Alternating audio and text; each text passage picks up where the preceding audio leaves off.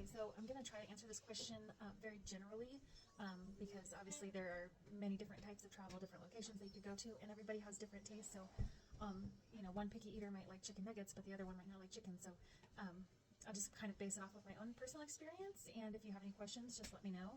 I have 4 kids, for those of you who don't know, and I've been rather lucky with my kids not really being too terribly picky, but I do have some that have some texture issues and things like that that we kind of have to, for lack of a better way to say it, deal with during travel. So from our experience, especially on like cruises or going to all-inclusives, there are plenty of options for picky eaters. For example, on a cruise ship in the main dining room, you'll generally find that the menu has more adventurous options for anybody who's interested in those, but then there's also like, I guess, kids' choices. So you could get cheeseburger or chicken tenders or something like that.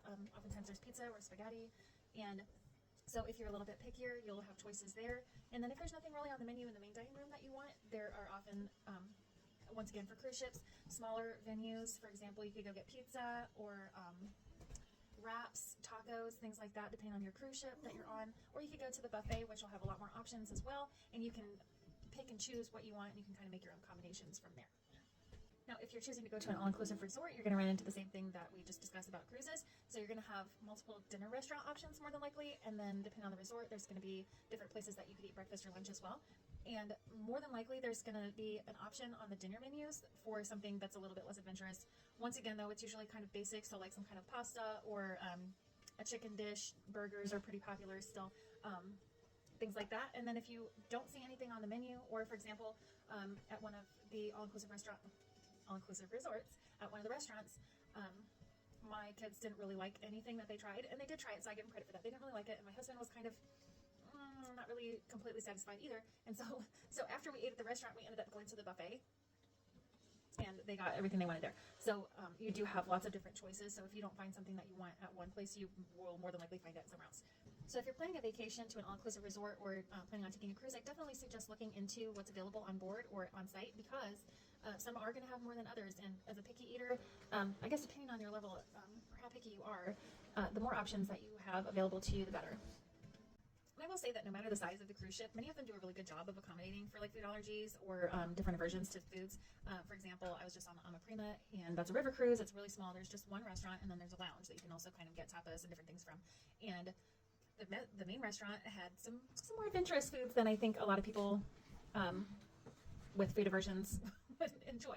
And the really nice thing is, at the lounge, they actually offer daily different things like pizzas, burgers, french fries, potato wedges, cold cuts, wraps, things like that, that you may find to be a more attractive option. And you don't have to go to the lounge. You can ask for that at the dining room, and they'll bring it to you from there.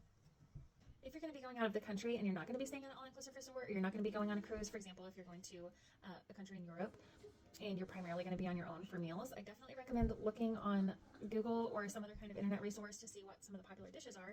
And so that way, when you go to a restaurant, you can already have an idea of what might be served there and if you're going to like it or not. So if you see the ingredients and you're like, oh, that has fish in it, I'm not going to like that, or that has eggs in it, I won't be able to tolerate that, then you'll already kind of have an idea.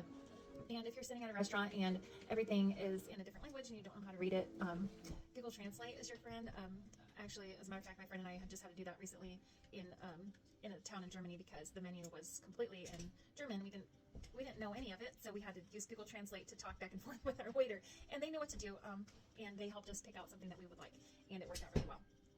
And honestly, too, I mean, I almost hate saying this, but really almost everywhere you go, there's going to be a McDonald's, or there's going to be a Burger King, or heck, I even saw a KFC on my last trip. And so yeah, I mean, if worse comes to worse and you're starving, you can go there. Well, you can't go to McDonald's in Iceland because there isn't a McDonald's in Iceland, but there are other options. And just to briefly circle back to using Google to help you order what you want at a restaurant, I also wanted to point out that it can be a really helpful tool before you even get to the restaurant. So for example, you're in another country and you're at your hotel and you're trying to decide where you want to go eat that evening, and you can pull up all the different restaurant options that are close to you on Google Maps, or whatever type of search engine that you use. And a lot of times nowadays, they'll actually have the menus online, or people will post reviews and photos of what they ordered, and you can translate that if you need to, and that way you can get a visual idea of what you want to order before you even get to the restaurant, or if there's even anything there that you want at all. And if there's not, then you go to the next restaurant down the list and repeat until you find something that you think you're going to enjoy. And that would be my best suggestion for that, because oftentimes seeing other people's pictures and reviews is the best way to go about it. again, I know this response is just kind of generic, but I hope it helped at least a little bit. And if you have any more questions or want to know anything about a specific type of trip, go ahead and reach out to me. I'd be happy to help. And last but not least, I'm just going to squeeze in a quick little shameless plug. If you're using a travel agent like myself or like Julie, CNK Getaways, follow us here on whatever social media platform that you are watching us on. We are more than happy to help you with finding resources to help fit your needs. So if you're a picky eater or you have food allergies or anything like that, just let us know, and we will do our best to accommodate you. We'll do our best to make everything just as smooth and wonderful as possible, and that's all free of charge.